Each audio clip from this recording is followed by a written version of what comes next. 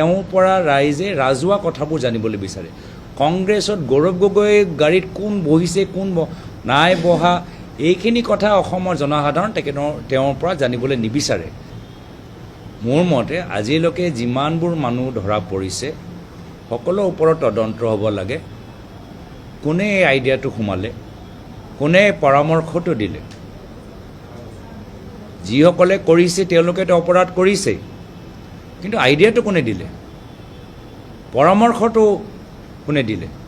মোৰ মতে সকলো ওপৰত তদন্ত হ'ব লাগে। আৰু যাৰ কথা আপোনালোকে কৈছে কোনোবা বিজেপি বিধায়কৰ ঘৰত উপস্থিত হ'ল তেওঁৰ ওপৰতো তদন্ত হ'ব লাগে। মানে বিজেপি বিধায়ক নহয়, এইজন ব্যক্তিৰ ওপৰত যিজন ধৰা পৰিলে।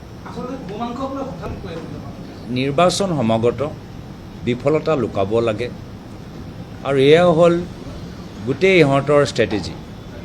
তেওঁলোকৰ ভিতৰত কিছুমান ক্ৰিমিনেল মাইণ্ডেড মানুহ আছে। বিজেপি, RSS, VHP, বজৰং দলৰ ভিতৰত কিছুমান ক্ৰিমিনেল মাইণ্ডেড মানুহ আছে যিসকলে এই ধৰণৰ কামবোৰ নিৰ্বাচনৰ পূৰ্বে কৰিবলৈ। তেওঁৰ পৰা ৰাইজে ৰাজহুৱা কথাবোৰ জানিবলৈ বিচাৰে।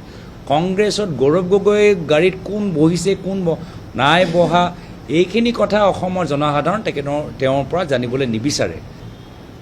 মোৰ মতে আজিলৈকে যিমানবোৰ মানুহ ধৰা পৰিছে সকলো ওপৰত তদন্ত হ'ব লাগে। কোনে এই আইডিয়াটো সোমালে, কোনে পৰামৰ্শটো দিলে, যিসকলে কৰিছে তেওঁলোকেতো অপৰাধ কৰিছেই, কিন্তু আইডিয়াটো কোনে দিলে, পৰামৰ্শটো কোনে দিলে?